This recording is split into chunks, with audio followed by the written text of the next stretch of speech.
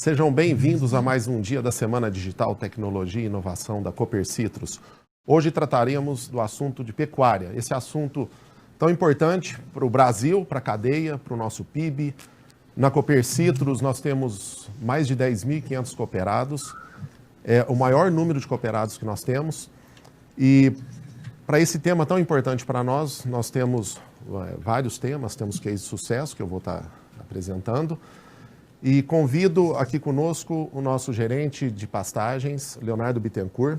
É uma satisfação imensa estar podendo aqui participar da Semana de Tecnologia da Copercitros, com um tema tão importante, né? A pecuária, a Copercitros também é pecuária, né? A gente investe muito nessa área e é uma área que está em transformação, né? Está numa virada tecnológica. O pecuarista, ele sabe o quanto ele pode crescer em produtividade, mas para isso ele precisa investir em tecnologia. Então, realmente, eu acho muito oportuno um evento como esse, num ano tão desafiador, onde a gente está tendo dificuldade de levar a tecnologia na ponta com eventos. Então, um evento desse, realmente, eu acho que é importantíssimo, fundamental, e para mim é uma honra estar aqui com vocês. E nossos cooperados, com certeza, aprenderão, terão a oportunidade de trazer novas tecnologias para a sua propriedade. E convido também o Dr. Luiz Gustavo Rossi, consultor especialista da Copercitros. Seja bem-vindo, Luiz. Muito obrigado, Bassi. É uma satisfação participar do Dia da Pecuária na Semana de Tecnologia da Copercitros e com certeza faremos um bom bate-papo aqui nesse dia tão importante para a pecuária. Gostaria de salientar que todas as medidas protetivas contra o Covid elas estão sendo adotadas. Nós estamos sem máscara em função do distanciamento social, mas toda a equipe que está nos assistindo está usando máscara. E hoje daremos início com a primeira apresentação do case de sucesso, Tecnologia a Pasto, uma visão prática do negócio com a participação de Fulvio Domenech. Ele é gerente geral das propriedades da cooperada Clélia Brisac de Camargo Pacheco. E logo após teremos um debate técnico. Seja bem-vindo, Fulvio.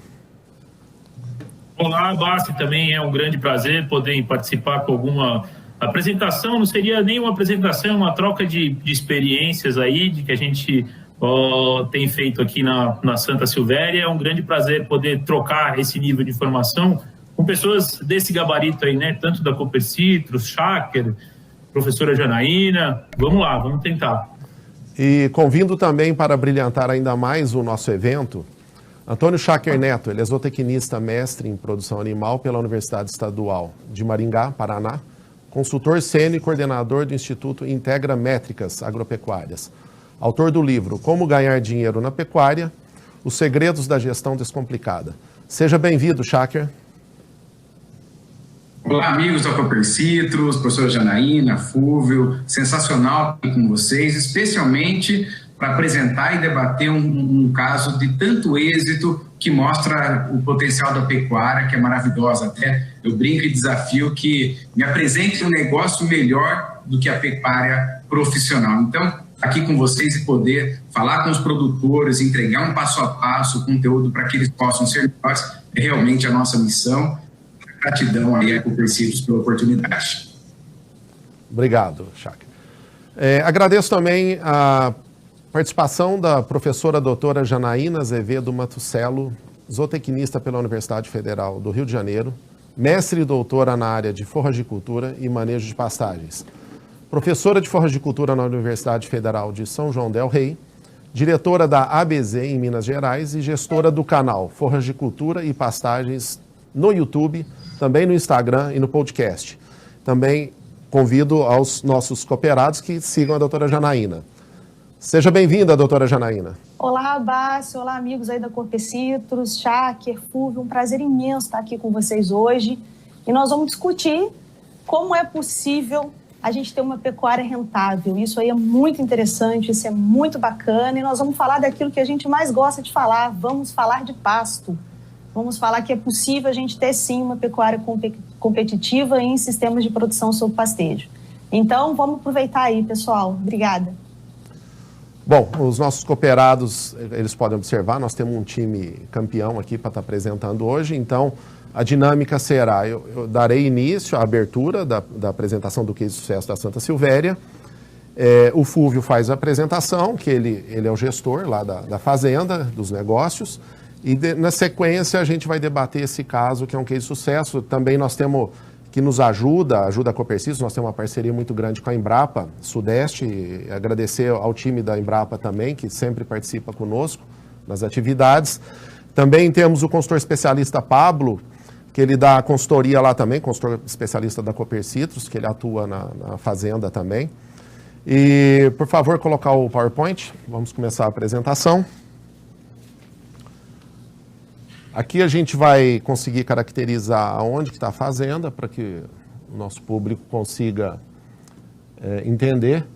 Então, a fazenda está localizada aqui no estado de São Paulo, perto de Bauru. A área de pastagens tem 565 hectares. Para quem não conhece, é uma região bastante arenosa, né?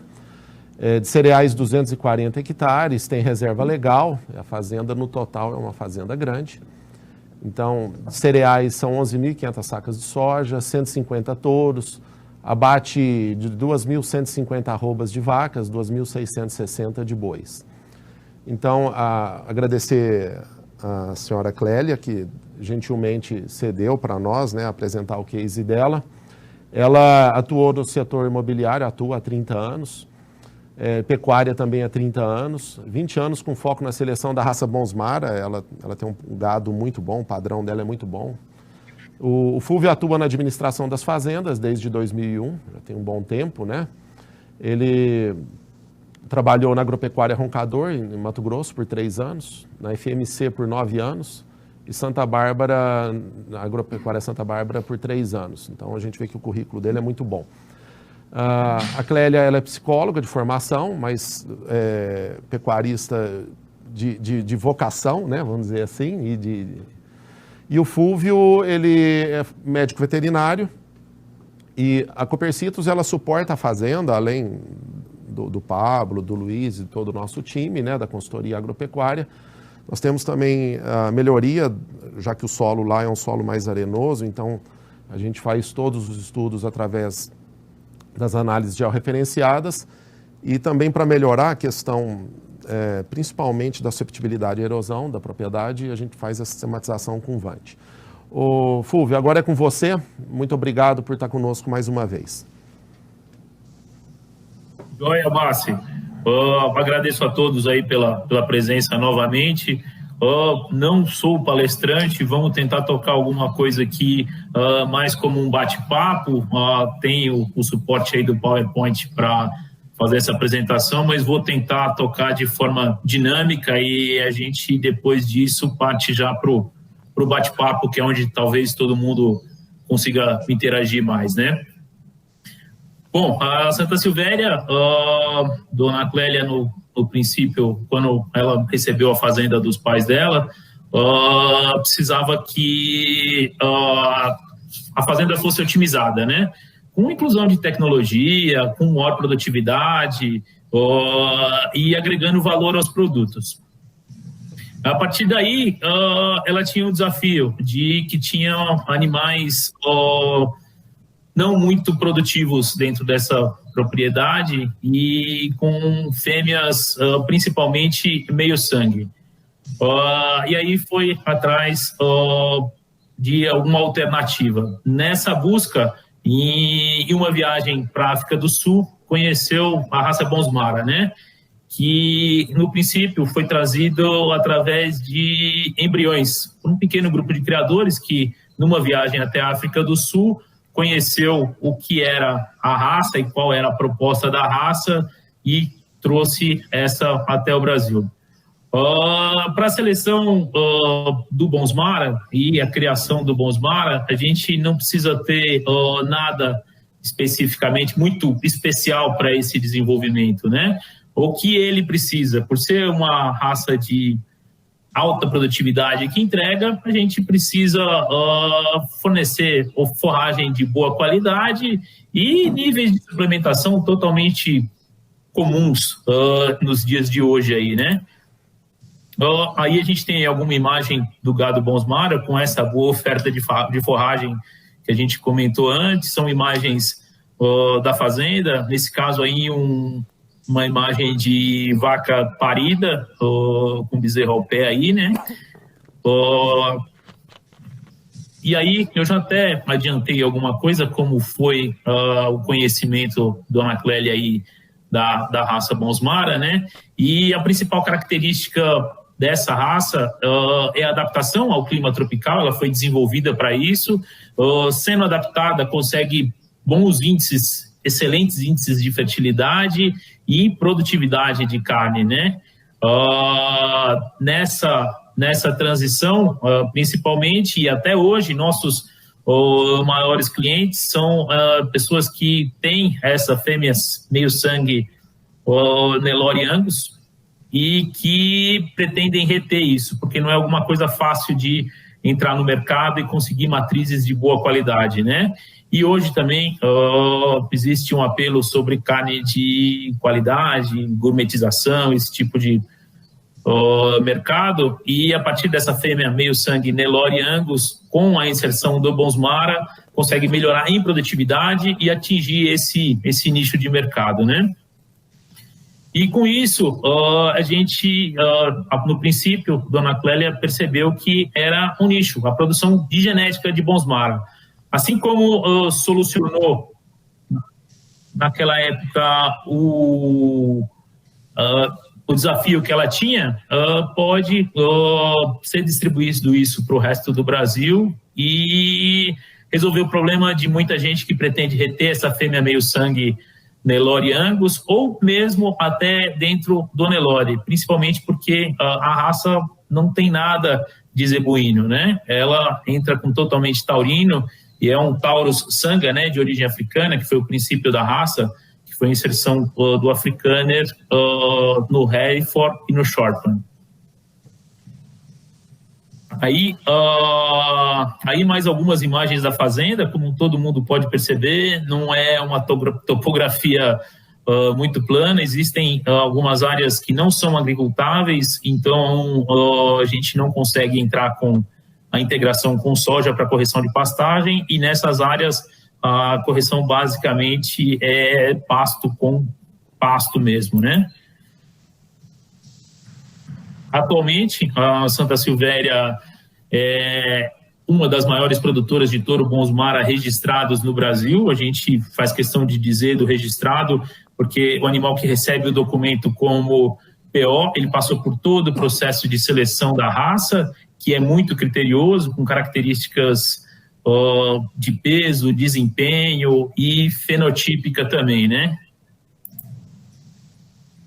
Aí um pouco mais de imagem de gado, com forragem também. Essas são fêmeas super precoces, que são desafiadas à reprodução com 14 meses. A gente tem índices muito interessantes com ela.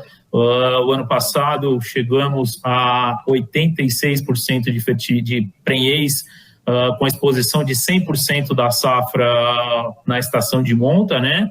O que gera muito resultado, principalmente de produtividade para a fazenda. E aí a gente chega nesse momento de transição, né? Porque não é basicamente inserir a tecnologia, né? Existem processos para que isso aconteça de forma segura. E a partir disso, através de toda a assistência do Pablo e equipe Cooper Citrus, ofereceram programas, principalmente com relação a essa sistematização de terraços, né? Através do mapa de Vante, com melhor distribuição de carreadores. Como o Bassi comentou, é uma área de solo arenoso, né? A soja e a integração ajuda para que isso seja minimizado, mas a gente pode trabalhar de forma mais segura com a sistematização de terraço e melhor distribuição de carreadores, né, para não promover processos de erosão, né? E mapa de plantio, né, para que seja aproveitada melhor as áreas.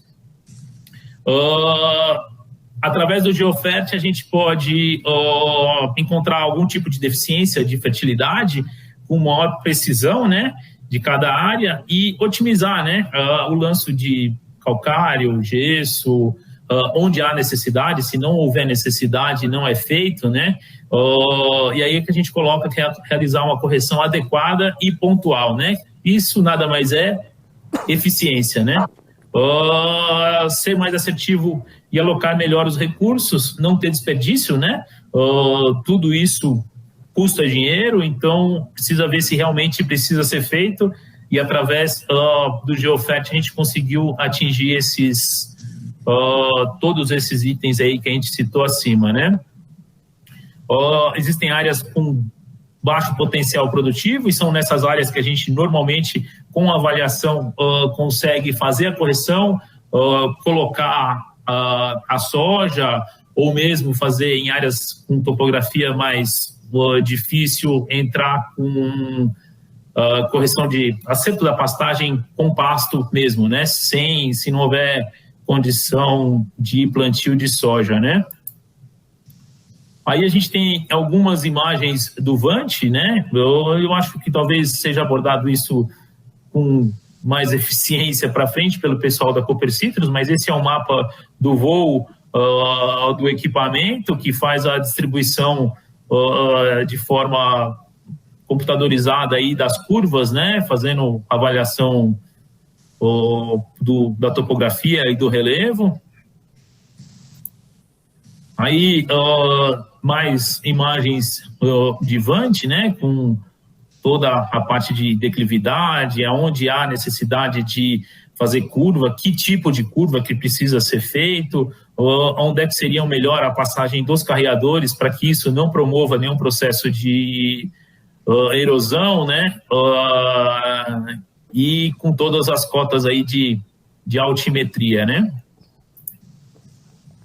Depois disso, para que todo mundo conheça, tem alguns mapas aí do GeoFert, né, com toda a parte de fertilidade do solo, se existe presença de alumínio para correção com gesso, CTC. Esse é o desenho que é feito com o equipamento. Eles têm a medida através de um quadriciclo, ventilando todas as amostras, e aí faz esse desenho da área e qual é a necessidade realmente de correção, né? Bom, além de toda a integração com soja, as áreas que não é possível o plantio de soja, a gente precisa ser eficiente da mesma forma. Com tecnologias de controle de erva daninha, né? Com herbicidas atuais aí que fazem um controle muito eficiente em cima de pastagens que tem problema com erva daninha, e a adubação também, né? A adubação dessas pastagens para que a gente consiga atingir a lotação desejada e todos os índices consecutivamente, né? Tanto de reprodutivo, produtividade, ganho de peso, esse tipo de coisa.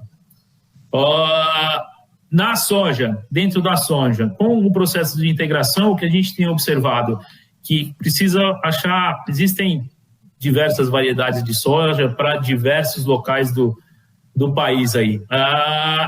A principal variedade que a gente tem conseguido sucesso são sojas mais precoces e mais rústicas, que não tem muita necessidade aí de fertilidade de solo. Principalmente porque o nosso objetivo é a correção do solo para a oferta de forragem. Então, ela precisa sair um pouco mais cedo, a gente não pode que elas sejam tardias, né, de modo a comprometer a saída do capim e no milheto, né. É uma alternativa muito interessante que a gente encontrou o milheto, principalmente por causa do potencial de saída dele, que com 40, 45 dias oferece uma boa oferta de forragem para desmama que vem sair nessa época, né, de acordo com o que a gente faz aqui, período que a gente tem de estação de monta e de parição. A adubação a gente faz com o auxílio da Copercitrus, a avaliação de fertilidade das áreas não agricultáveis e as correções necessárias, né, fósforo, potássio, enxofre, que podem ser colocadas nessas áreas aí, né? Até mesmo em áreas que tem futuramente a entrada de soja, a gente já faz a correção antecipada para que no momento, às vezes na entrada da soja, também consigam melhores níveis de produtividade na soja, né? Além disso, correção aí com calcário e gesso. Os herbicidas, né, que a gente comentou, a Copercitrus fornece, eu não sei, até pode ser que eu coloque eles em saia justa aí, mas há pouco tempo a gente conseguia e consegue ainda equipamento para controle dessas ervas daninhas, né? Claro que isso precisa ser feito com planejamento, né? A gente precisa pedir a disponibilidade desse equipamento com antecedência para que no momento da aplicação ele esteja disponível, né? Nesse controle de praga, no momento da entrada da integração, não precisa ter correria, né? Se a pastagem estiver bem formada, talvez só com glifosato ou algum 2,4-D ou coisa do gênero, a gente consiga ser mais eficiente e rápido, né? Bom, aí o que tem contribuído com o desenvolver aí da Santa Silvéria são a integração lavoura-pecuária, sugerida a princípio pelo Schacker aí, acho que em torno de 10 anos atrás, a dona Clélia começou todo esse trabalho de integração em lavoura-pecuária para melhorar os resultados da fazenda, né? O outro também é a seleção e utilização de genética Bonsmara na fazenda e com a venda dessa genética, né? É alguma coisa muito eficiente. Suplementação para que essas categorias, todo esse potencial genético seja mostrado, né? Seja colocado à prova aí. E acompanhamento e consultoria agropecuária, principalmente da equipe atualmente, né? Da Copercitrus, a Embrapa, pessoal do Integra também, com o Schacker, né? E investimento constante em produção de forragem, que é a forma mais eficiente de forma financeira e realmente de ganho de peso do gado, né? Bom, aí tem alguma coisa muito simplista do que são os números, depois a gente vai debater um pouco mais, mas quando Dona Clélia recebeu a fazenda, herdou a fazenda, né? O rebanho era aproximadamente aí de 120 vacas, com peso médio aí de 11 arrobas. Atualmente, né, o rebanho está em torno de 1.700 cabeças ano, são 600 nascimentos, todos eles de Bonsmara PO, não existe mais gado comercial, né? E peso médio desse rebanho gira em torno de 14 arrobas. Aí está a evolução dos últimos 4 anos, depois a gente vai comentar alguma coisa a mais dos últimos 10 anos, mas em 2017 eram 84 touros com 520 fêmeas, né? Rebanho de 1.350 cabeças. 2018 a evolução não foi tão grande, 90 touros com 550 fêmeas, rebanho de 1.430. 2019, 107 touros, 605 fêmeas, rebanho total de 1.540 cabeças. Já 2020 são 150 touros comercializados, já inclusive, não temos mais touro, infelizmente, com 740 fêmeas e um rebanho médio anual de 1.700 cabeças. Aí falando um pouco mais sobre a gente não pode parar, então nossos novos objetivos, pensando em limitações aí, né? Principalmente a gente tem desenvolvido, está com um projeto já quase que em execução de irrigação, para que a gente não fique vulnerável ao clima também, né? E consiga um planejamento melhor. Vai ser colocado um programa de irrigação para aumentar ainda a lotação e produção de touros e conseguir ser mais eficiente em limitação que a gente tem principalmente em produtividade de soja, né? E também outras formas de disseminar essa genética que não seja só touro, através da venda de embriões, sêmen, doadora e outras formas de disseminação dessa genética, né? Bom, eu acho que eu atingi o tempo que eu falei. Depois a gente agora vai ter um bate-papo gostoso aí. Isso ia ser nenhuma apresentação, talvez seja uma iniciação a esse bate-papo. Agradeço a todos, Dona Clélia principalmente também, que gostaria muito de estar presente, mas infelizmente não foi possível. Mas deixamos aí a Santa Silvéria, quem quiser conhecer, entre em contato com a gente, aí tem nosso e-mail. Será um grande prazer conversar um pouco mais de pecuária, pastagem e bons mar. Obrigado a todos. Bassi, acho que é por aí, né? É isso aí, Fúvio. Muito obrigado. Parabéns pelo trabalho, para você, para a Dona Clélia. Realmente, genética de ponta, nós precisamos de pastagem de ponta. E é isso que vocês estão buscando, estão conseguindo, porque para ter um gado que nem você mostrou, tem que estar bem nutrido mesmo, né? Não tem como ser diferente. Então, eu queria pedir, só para a gente dar o início aqui, eu queria que, Leonardo, que você fizesse algumas considerações sobre o case apresentado e depois o Dr. Luiz. Parabéns, Fúvio, bem legal o trabalho. Eu tive a oportunidade lá na fazenda e eu queria ressaltar alguns pontos aqui rapidamente, Bassi. Primeira coisa, o Fúvio comentou, não pode ter desperdício, né? A fazenda de pecuária, ela é uma empresa. Como qualquer empresa, ela busca o máximo lucro.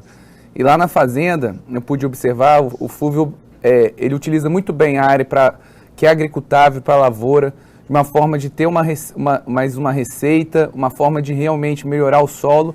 E essas áreas de topografia mais acidentada, ele faz uma pastagem muito bem feita.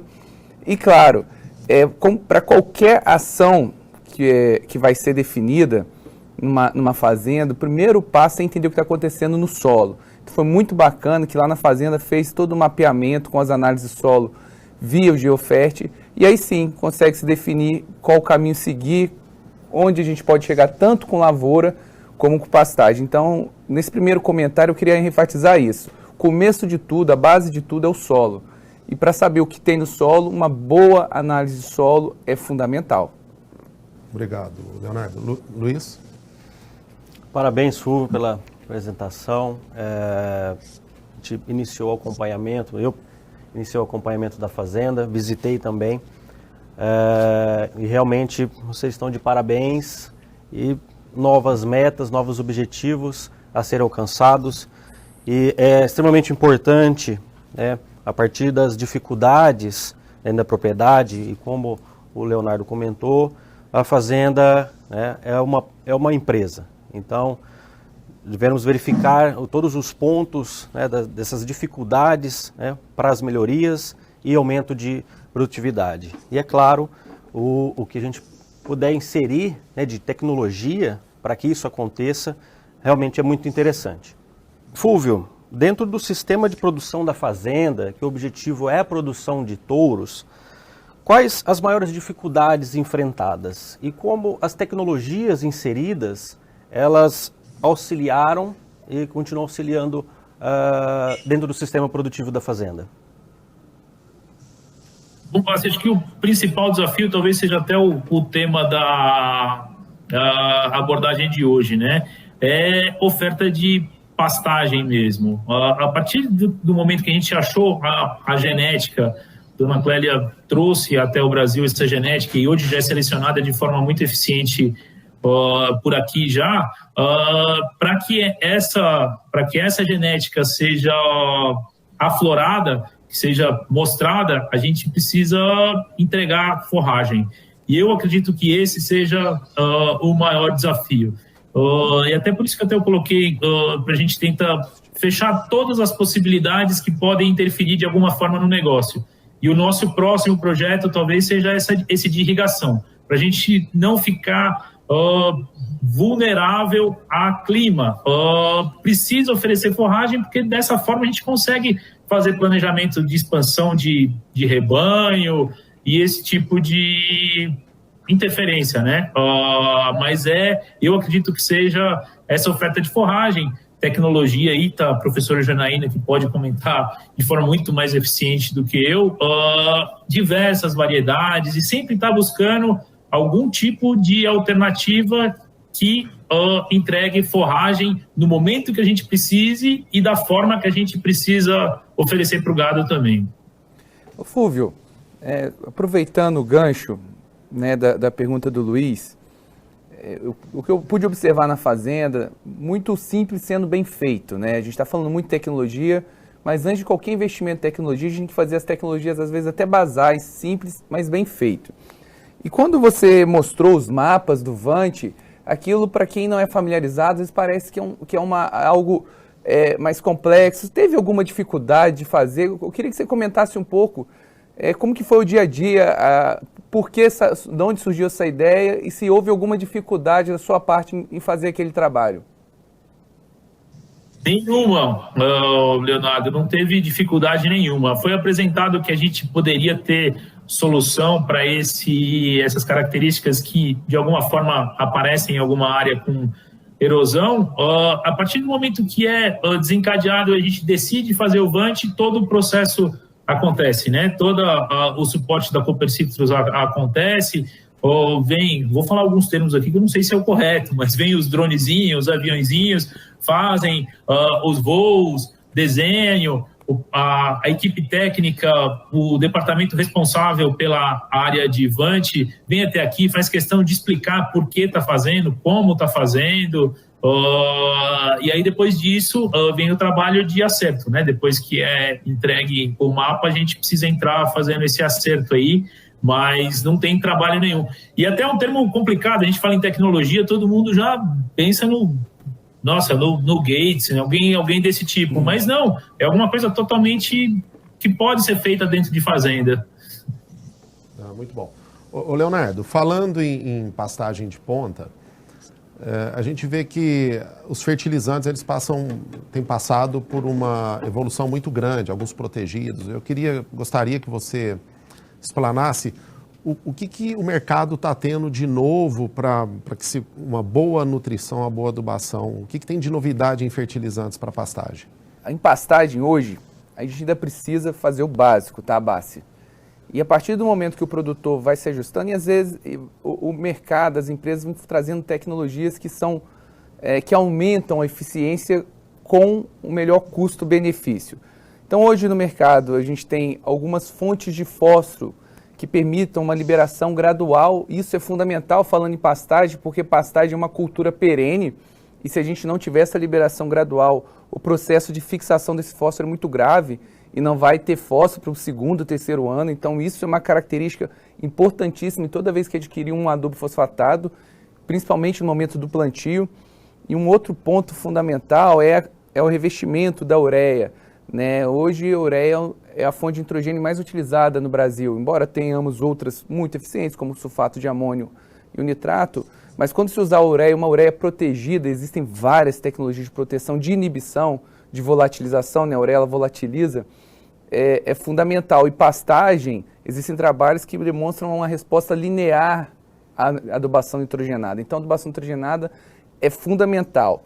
E só para finalizar, Bassi, atualmente também já tem tecnologias de complementação via foliar, adubação foliar, que é um complemento do solo ou é uma estratégia. Então a gente consegue estimular uma pastagem via folha com custo reduzido, mas então tem produtos específicos já para pastagem que não substituem a adubação de solo de base, mas são excelentes ferramentas no momento de estresse para trazer esse capim ou dar um aumento, um plus na adubação feita anteriormente.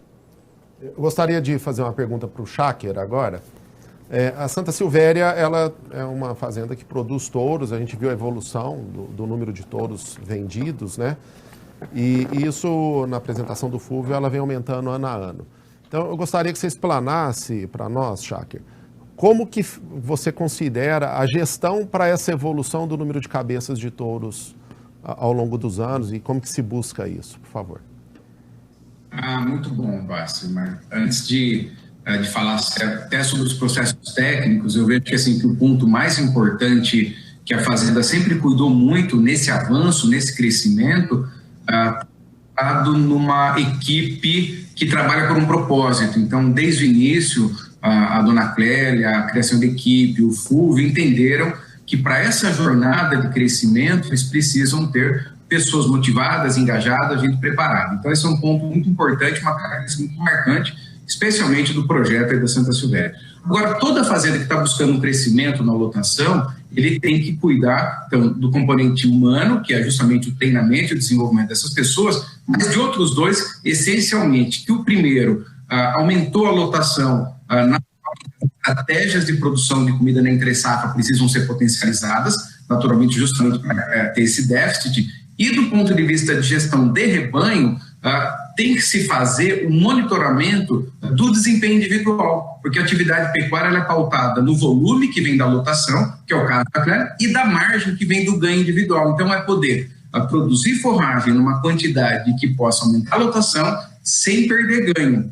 E do ponto de vista econômico, de monitoramento, entra um aspecto que nós chamamos aqui de margem sobre a venda, que é justamente fazer isso analisando sistematicamente o componente de margem, né? Que é justamente o que se fez, que o Fulvio trabalha muito, que é acompanhar investimentos em pastagem, em estratégia de volumoso, porque isso naturalmente produz arrobas e quilos mais baratos e se mantém. Então, por um lado, uma equipe motivada, preparada para manejar uma fazenda mais intensiva. Segundo ponto, trabalhar justamente essas produções dos déficits. E o terceiro ponto de gestão é acompanhar a margem sobre a venda, desembolso cabeça mês, sempre equilibrando essas variáveis. Então, esse é um processo natural, um processo muito exitoso, que o exemplo que foi trazido, fiquei muito feliz da Santa Silvéria, que hoje, por exemplo, ela tem uma lotação quase o dobro do que ela tinha no início dessa jornada. Então, ela tem mais gado com menos área e mostra desempenhando melhor ainda, que o Fulvio vai poder falar, né? Bom, queria fazer uma pergunta para a Janaína. Janaína, eu acho muito impactante a gente entender que tanto para o gado de corte, o gado de leite, para dar mais leite ou produzir mais carne, precisa comer capim de qualidade, né? E a gente vê um cenário de tanta pastagem degradada, né? Mais de 70% das nossas pastagens estão em algum estágio de degradação. Eu queria que você comentasse um pouco do que uma pastagem tem, das características que as pastagens têm que ter para refletir em um melhor desempenho animal, tá? Tanto para produzir mais leite como produzir mais carne. Excelente, Leonardo. Eu posso responder essa pergunta com uma palavra: manejo. Tá? Então, quando a gente faz a escolha da planta forrageira, muitas das vezes a gente se preocupa em estar procurando uma planta forrageira com melhor valor nutritivo, porque eu quero aquela ao invés dessa, porque ela tem um melhor valor nutritivo. Né? Entretanto, se você não fizer o manejo correto dessa pastagem, né? Se você não fizer o manejo correto dessa planta, você não vai obter os resultados que você esperava. Tá? Então, essa questão relacionada à qualidade da forrageira, ela está muito mais atrelada ao manejo do que a escolha propriamente dita da forrageira. A possibilidade de você estragar o valor nutritivo de uma forrageira de alta produção, como capim mombaça, por exemplo, é muito grande quando você não faz o manejo de forma adequada. Né? Então, quando o Cháquero, o Fulvio colocam aí que praticamente dobrou ou quase triplicou essa taxa de lotação, isso é por quê? Isso é ajuste de manejo. Né? Então, a gente tem hoje uma série de estratégias de manejo que os produtores precisam entender que planta não responde a calendário humano. Então, não adianta você querer fazer um período de descanso de 28 dias para você fazer uma lotação rotacionada, porque ela não quer saber se hoje é segunda, se hoje é quinta, se hoje é domingo. Né? Ela quer que você coloque o gado quando ela estiver na altura onde você consegue atrelar qualidade e quantidade de forragem. Né? Ou então, pelo menos uma faixa de altura, porque isso também não precisa ser muito amarrado, justamente por causa de mudanças de clima. Às vezes você tem que ajustar um pouco essa taxa de lotação. Então, trabalhar com a altura correta de manejo é muito mais eficiente para a entrega do resultado do que você trabalhar com dias fixos. Né? E está o tempo todo verificando se a quantidade de animais que você tem é pouca, se é muito, para que você consiga controlar essa taxa de lotação, respeitando a capacidade de suporte do seu pasto, para que essa planta consiga te entregar bons resultados. Então, Leonardo, o resumo é esse: manejo. Qualidade de forrageira você controla com manejo. Posso fazer só mais uma pergunta? Eu queria perguntar para a Janaína e para o Fulvio. Fulvio, na fazenda, nas suas áreas de pastagem, tem mais de uma cultivar por pasto? Se tem, qual é a sua experiência? E para a Janaína, qual a opinião sobre isso, já que você falou de manejo, Janaína? Sim, a gente só tem, principalmente para conseguir manejar de forma mais eficiente, só uma variedade por pasto, porque senão ou a gente dá foco em uma e perde a outra, e com certeza, e com o tempo isso acaba se perdendo a melhor forma de manejar eles. Então, a gente, tendo uma variedade só, a gente observa como melhor manejar aquela variedade. A gente não usa consórcio. Não sei se pode ser eficiente ou não, mas a gente não tem. Ok, Leonardo, respondendo a sua pergunta em relação à minha opinião sobre isso, eu, na verdade, prefiro, Leonardo, não opinar agora, nesse momento, naquilo que eu também não tenho experiência, Fulvio.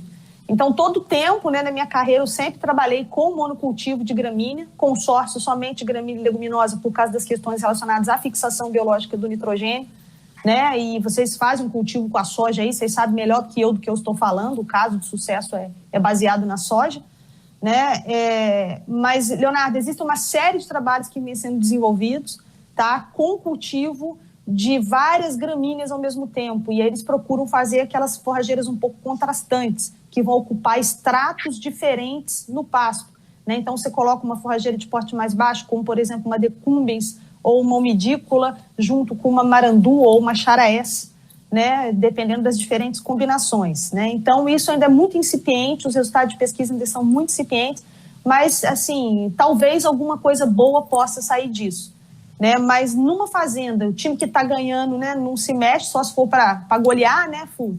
Então, se a equipe já está treinada, né, para fazer o manejo dessas áreas de pastagens com as alturas, né, com a braquiária naquelas áreas mais marginais, com Mombaça nas áreas mais nobres, né, o Ruziziense no consórcio, eu acho que tem funcionado bem nesse exemplo que a gente está dando e em outros exemplos que nós temos também, só com monocultivo, Leonardo.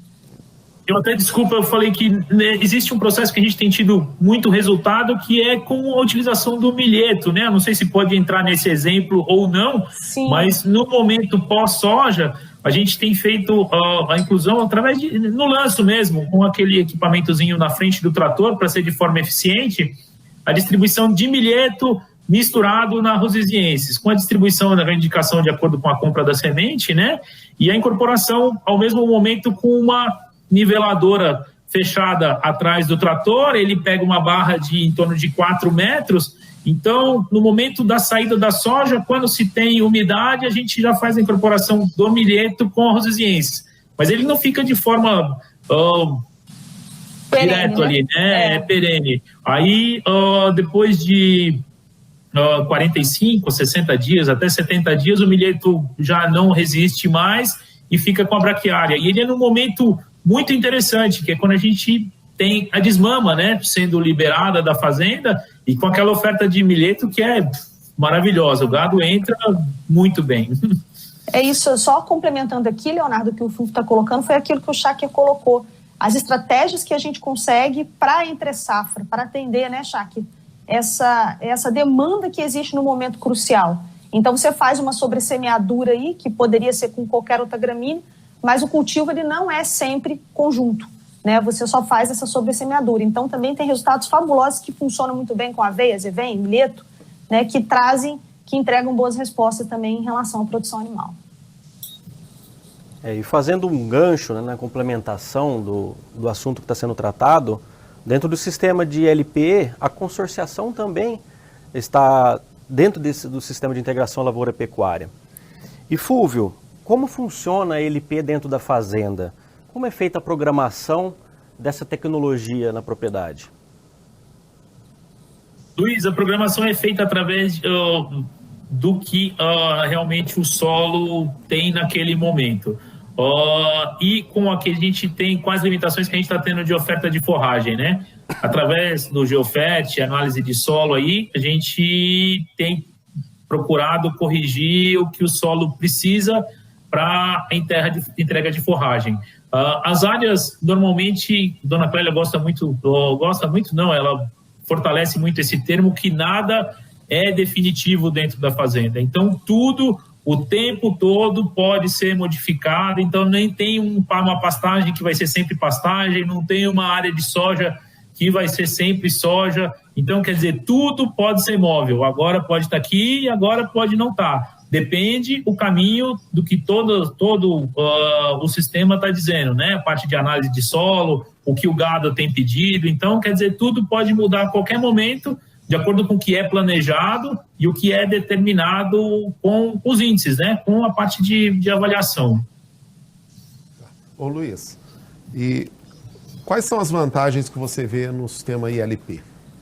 Você destaca, além do que já foi dito aqui. Bom, no primeiro momento, o sistema ILP ele não é um modelo engessado, tá? Então a gente adequa de acordo com a realidade da propriedade. Dentro das várias vantagens do sistema ILP, podemos destacar a estruturação do solo, né? Um componente forrageiro, né? O capim, do sistema radicular, ele é aprofundado, melhorando toda realizando essa estruturação do solo. Tá? A cultivar forrageira também proporciona, né, elevação de matéria orgânica, isso é extremamente importante a nível de fertilidade. Propicia também o desenvolvimento de micorrizas, que é aquela associação de fungo com as raízes. Isso potencializa a maior absorção, né, de água e também de nutrientes pela planta. Em relação à cultura anterior, por exemplo, a lavoura que foi instalada, no caso da soja, né, esse capim inserido no sistema antecipadamente, né, a gente ganha tempo com isso, né, ele aproveita os resíduos dessa cultura, né, anterior, né, trazidas por ela, e para o seu desenvolvimento. Tá? E a gente consegue inserir o componente animal mais cedo, né, produzir o capim mais cedo, e isso é muito interessante para todo o sistema produtivo dentro do sistema de integração lavoura-pecuária. Eu queria fazer uma pergunta para a Janaína agora, Luiz. Bom, Janaína, a gente ouve muito, você já ouviu falar no capim milagroso? Às vezes o produtor busca, né? Todo mundo quer. Mas enfim, a gente sabe que não existe, né? Às vezes nossas pastagens são tão desafiadas e o produtor acha que a culpa é sempre do capim. Mas eu queria ainda, falando do capim, se comentasse um pouco da sua opinião sobre os melhores forrageiros de acordo com o sistema produtivo, de acordo com a região, que você comentasse um pouco do capim a ser escolhido para a área. Então, Leonardo, o capim milagroso ele não existe, né? Mas não é por isso que a gente tem que parar de buscar, né? Então, os programas de melhoramento genético estão aí para trazer para a gente excelentes alternativas que já têm chegado no mercado. Mas em relação ao capim, de acordo com o sistema produtivo, eu só tenho que dizer uma coisa: capim profissional para quem é profissional. Então, isso aí é extremamente importante. Quando a gente vai indicar uma forrageira para o produtor, né, e o produtor, quando vai pedir uma forrageira, ele precisa entender, e a gente também, se a gente tem condição de oferecer, não para o gado, mas para aquele produtor, aquela forrageira. Isso é extremamente importante, Leonardo, porque o manejo, como eu falei anteriormente, é o que vai determinar o sucesso que você vai ter com aquela forrageira. Então, por exemplo, o que eu chamo de capim profissional? O capim profissional é aquele que tem uma exigência em fertilidade de solo maior e é aquele que normalmente vai ser mais indócil para o manejo. Né? Então, o que eu chamo de indócil? É aquele capim que o produtor tem que estar o tempo todo olhando, o administrador, o gestor, tem que estar o tempo todo treinando a equipe para que ele seja manejado adequadamente. Né? Então, respeitar a exigência de fertilidade do solo dessa forrageira é essencial, esse caso de sucesso que nós estamos tratando aqui faz isso muito bem. Né? Então, eu já vi ali na apresentação do Fúvio, em que existe essa análise do solo. E aí, Leonardo, você fez um comentário só complementando que é interessante que a gente faça uma boa análise do solo, mas também é interessante que a gente faça uma boa interpretação desses resultados, tá? Para que a gente consiga, então, fazer a planta otimizar a sua produção, para que a gente possa maximizar a produção animal. Porque em forragicultura, quando a gente está falando em capim, eu não quero que ele produza o máximo, porque o máximo vai me trazer muito como, que é um material muito indigestivo. Então, essa questão de querer ficar com capim alto, que a vacada some lá dentro, para com isso. A gente tem que parar com isso. A gente tem que otimizar, encontrar o ponto de equilíbrio entre produção e qualidade, porque otimizando a produção de forragem, a gente maximiza a produção animal. Então, respondendo a sua pergunta, Léo, o melhor capim é aquele que se encaixa seu sistema de produção e a capacidade que o produtor tem de manejá-lo. Então, capim profissional para aqueles produtores que já estão mais intensificados e que têm equipes bem treinadas. Né? Braquiária para as áreas mais marginais, animais de categoria inferior, tá certo? E produtor que tem um pouco mais de dificuldade de domar a forrageira. Janaína, eu queria aproveitar e emendar uma pergunta para você nesse sentido. Hoje tem materiais híbridos no mercado e, assim, como que você vê esse manejo e como que ele se encaixa para o pecuarista? Bárcio, a partir de agora, o que vai chegar vai ser só forrageira híbrida. Eu acho bem pouco provável que a gente continue, né, que a Embrapa e todas as empresas de pesquisa que têm lançado forrageiras no mercado coloquem forrageiras que não sejam híbridas, porque a gente aproveita o vigor híbrido, você pega o melhor de cada cultivar ou de cada espécie, tá certo? Por exemplo, a gente tem algumas cultivares híbridas que estão no mercado com sucesso aí, né? A própria cultivar Mavuna, Ipiporã, né? O Tamani, que é uma cultivar nova, BRS Tamani, Quênia. Então, se vocês observarem os últimos lançamentos, Bás, são todos de plantas híbridas, tanto de braquiária quanto de pânico, tá? Então, o processo de melhoramento genético ele tende a evoluir muito nesse sentido. Então, a busca, foi o que eu falei, né, Leonardo? A busca pela forrageira milagrosa, ela continua. Né? Nós não vamos encontrar, mas o objetivo é encontrar a planta que reúne o maior número de características desejáveis, né, para os nossos sistemas de produção. E aí, Bárcio, os híbridos estão chegando com tudo no mercado e têm trazido respostas bem interessantes. Queria só fazer um comentário, Janaína, em cima do que você está falando. A gente tem aqui em Bebedouro uma estação experimental, a Fundação Copercitos Credicitos, o Luiz é até o responsável técnico da área de pecuária lá, e nós temos um campo agrocitológico com mais de 24 materiais, dentre eles alguns híbridos de braquiária, e o Luiz fez uma avaliação recente, né, Luiz? E me impressionou a produtividade, desde a minha faculdade, da minha universidade. A gente entende os pânicos como os campeões em produtividade, principalmente o Mombaça, que você comentou, Janaína. E os híbridos aqui, alguns materiais estão superando o Mombaça, né? E com uma qualidade, de uma proporção folha como fantástica, muito folha. Então, realmente, eu acho que são materiais que vêm para realmente para ficar e para ajudar muito. Mas lembrando, são materiais mais exigentes, assim como os próprios pânicos, né? Então, é o que você falou, vão ser baita oportunidade de produzir mais, desde que o produtor consiga trabalhar e investir para produzir um material desse.